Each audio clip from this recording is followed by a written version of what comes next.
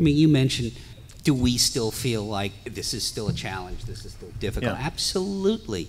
You know, we used to have dailies on Princess and the Frog, so one morning Andreas Deja brought in quick times of some Frank and Ollie scenes from Sleeping Beauty and showed those in dailies along with our stuff. And it's like, oh God, we're not worthy. We're not we don't worthy. know anything.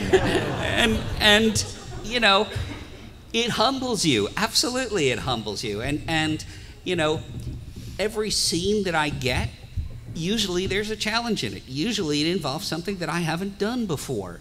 You know, it's a kind of thing where, and I like to think that as artists, you have to go for those things. You have to stretch outside of your comfort zone, you know, and discover what you can do, you know.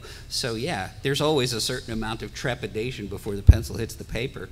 Yeah, I don't think Frank and Ollie and Eric and Walt Stanchfield, they never gave you the impression like they had all the answers. And there's a sort of dichotomy. There was like the fact that these were truly older men.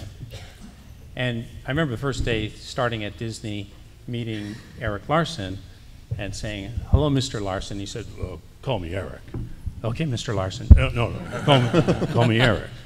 "Yes, Mr. Larson." "No, Eric." Everybody's on a first name basis. We're all artists here.